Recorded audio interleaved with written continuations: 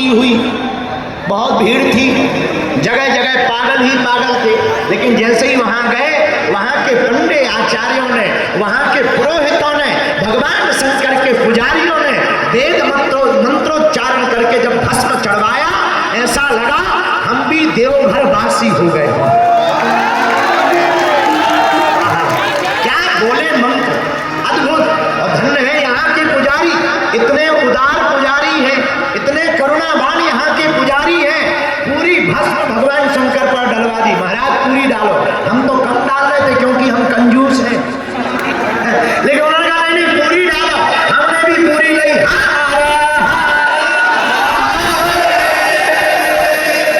जो बची कुछ हमारे लगा दी, कुछ हमारे दुबे जी को लगा दी, बची खुची ब्राह्मणों ने खुद लगा ली।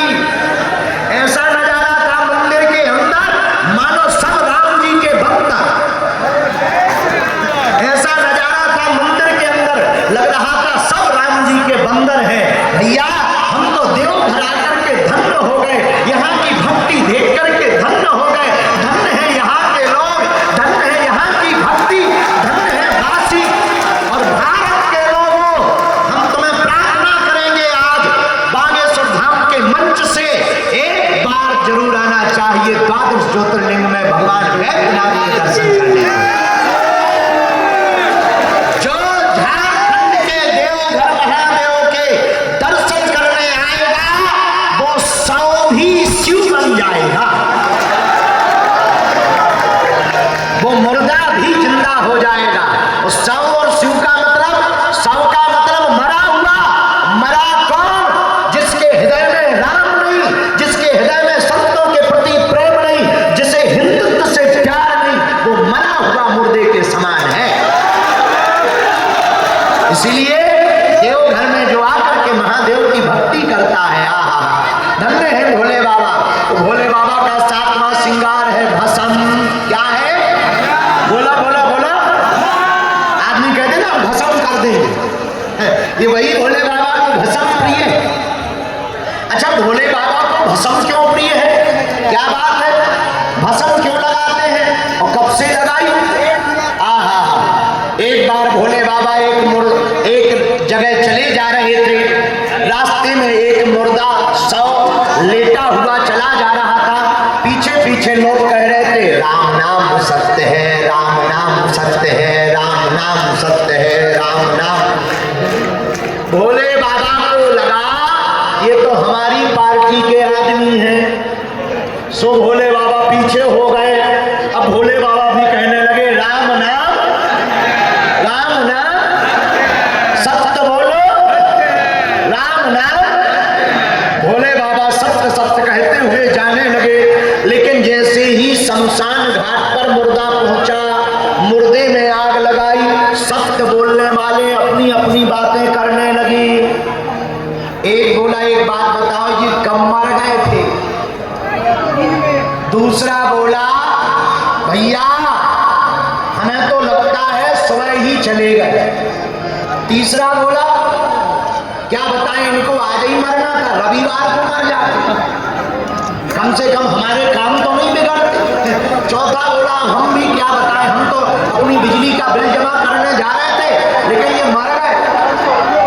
शंकर जी ने सोचा अभी कुछ देर पहले राम नाम सत्य कह रहे थे, अब तो ये संसार की बातें करने लगे। अरे ये तो झूठे पंछी है, ये हमारी पार्टी के आदमी नहीं है।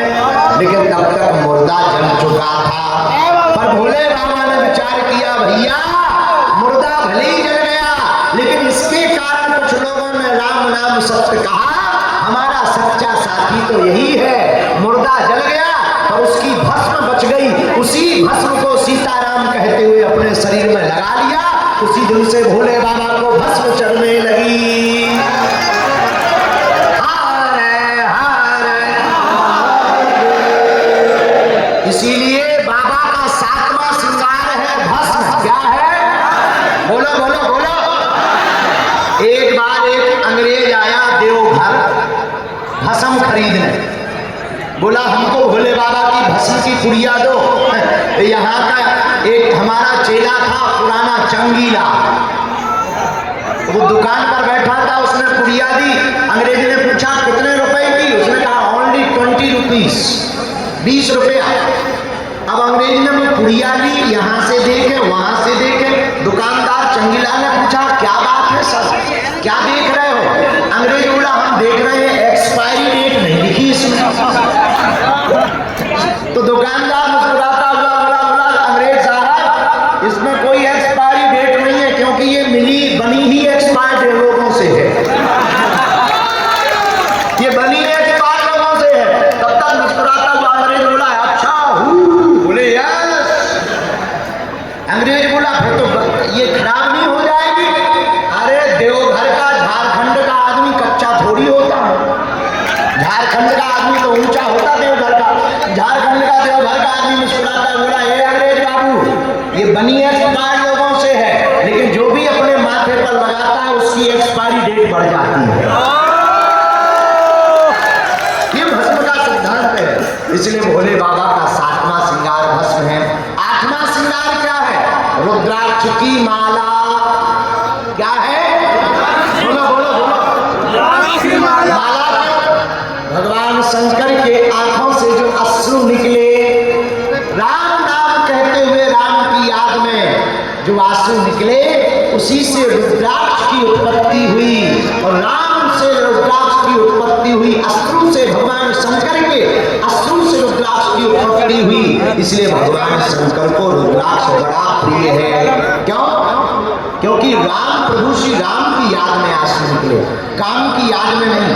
बहुत से लोग रोते हैं, पर कुछ लोग अपनी लुगाई के लिए रोते, कुछ लोग पड़ोसी के लिए रोते, कुछ लोग काम के लिए रोते, लेकिन भगवान शंकर प्रभु श्री राम के लिए रोते हैं।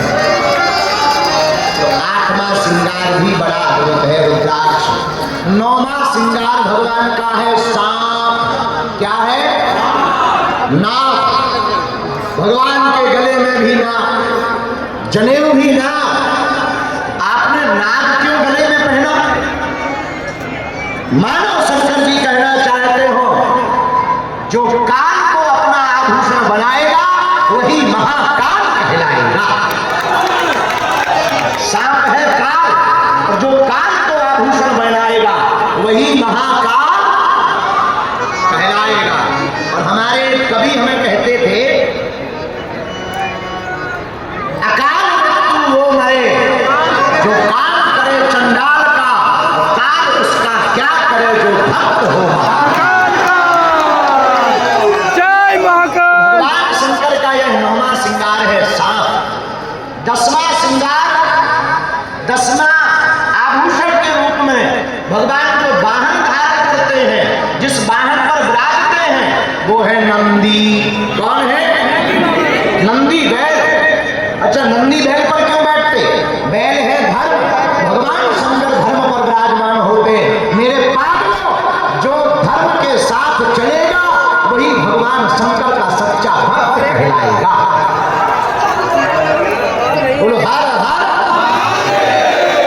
भगवान शंकर का 11वां श्रृंगार है डमरू। क्या है? डमरू। भगवान डमरू को हाथ में लेकर के अनाहत नाद को छेड़ते हैं। डमरू का अनाहत नाद से 14 सूत्र प्रकट है। आई वर्ण ऋण ऋत, ये भगवान शंकर की डमरू से सूत्र प्रकट है। तंत्र भी भगवान शंकर की डमरू से प्रकट भया, मंत्र भी भगवान शंकर की डमरू से प्रकट भय। अब मेरे पागलों कोई तंत्र से परेशान हो, 1.25 वर्ष तक जिस प्राण प्रतिष्ठित शिवलिंग के पास में डमरू रखी रही हो, उस डमरू को घर में लाकर ओम नमः शिवाय का जाप करते हुए अगर अनाहत नाद कर दिया जाए, कैसा भी तंत्र मंत्र हो तुम्हारे घर पर नहीं रह पाएगा। बोलो हर हर। भगवान का 11वां श्रृंगार। अब भोले बाबा का 12वां श्रृंगार क्या है? भोले बाबा का 12वां श्रृंगार है व्याघ्र चर्म। व्याघ्र चर्म का मतलब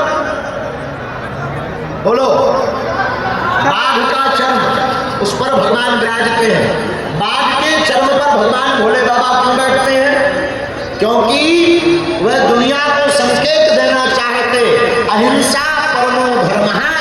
हिंसा करना पाप है, अहिंसा में जीना ही धर्म है। इसलिए भूत भागन महादेव व्याघ्र चर्म पर बैठ करके सुशोभित होते हैं। जो इन 12 श्रृंगारों को भगवान भोले बाबा के करता है, 12 श्रृंगारों की पूजा करता, 12 श्रृंगारों से भगवान की उपासना करता, 12 श्रृंगारों से महादेव को भजता है, और जो 12 श्रृंगारों का चिंतन करता है वह व्यक्ति भगवान शिव का विशेष भक्त बन जाता है।